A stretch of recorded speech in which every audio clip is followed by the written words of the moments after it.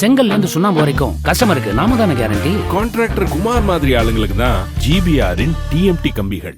கோவை மருதமலை வனப்பகுதியில் தாயை பிரிந்த குட்டி யானையை யானை கூட்டத்துடன் சேர்க்கும் முயற்சியில் ஈடுபட்டுள்ள வனத்துறையினர் 3வது நாளாக வனப்பகுதியில் யானை கூட்டத்தை கண்டுபிடிக்கும் பணியில் ஈடுபட்டு வருகின்றனர்.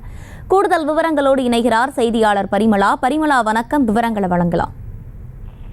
வணக்கம். இன்று காலை சுமார் 7 மணி முதலே கோவை வனச்சரகம் தடாகம் பிரிவு மருதமலை சுற்று வட்டார பகுதிக்கு உட்பட்ட மலையடிவார சங்க பகுதியில் யானை கூட்டம் ஒன்றினை கண்டுபிடித்து அதனுடன் தாயை பிரிந்த குட்டி ஆண் யானையை சேர்க்க வனத்துறையினர் தொடர்ந்து தீவிரமாக முயற்சி செய்து வருகின்றனர். தாயை பிரிந்த குட்டி யானையை மீண்டும் சேர்க்கக்கூடிய முயற்சியில் வனத்துறை கடந்த 3 நாட்களாக ஈடுபட்டு வருகிறது. இந்த நிலையில் யானை வாகனங்கள் வரவழைக்கப்பட்டு குட்டியை தாயிடம் சேர்க்கும் முயற்சியில் வனத்துறையினர் ஈடுபட்டிருந்தனர். இருப்பினும் தாயானது அந்த குட்டி யானையை சேர்க்க மறுத்த நிலையில் தற்பொழுது யானை கூட்டத்தை கண்டுபிடித்து அதனுடன் சேர்க்க காலை முதலே தீவிரமாக போராடி வருகின்றனர் வனத்துறை. கடந்த மே 30ஆம் தேதி மருதமலை வனப்பகுதியில் உடல்நலம் குன்றி விழுந்த யானைக்கு வனத்துறையினர் சிகிச்சை அளித்து காப்பாற்றினர். சிகிச்சையில் இருந்த போது குட்டி யானை தாயிடமிருந்து பிரிந்து சகோதர யானையுடன் வனத்திற்குள் சென்றது. இந்த நிலையில் குட்டி யானை கூட்டத்திலிருந்து பிரிந்த நிலையில் அதனை மீண்டும்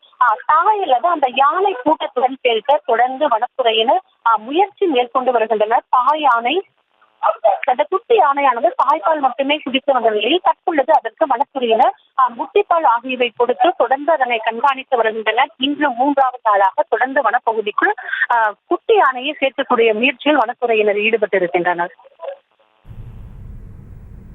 விவரங்களை வழங்கியமைக்கு நன்றி பரிமளா.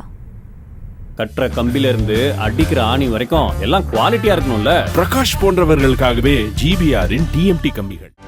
செய்திகளை உடனுக்குடனும் துல்லியமாகவும் தெரிந்து கொள்ள சப்ஸ்கிரைப் பண்ணுங்க.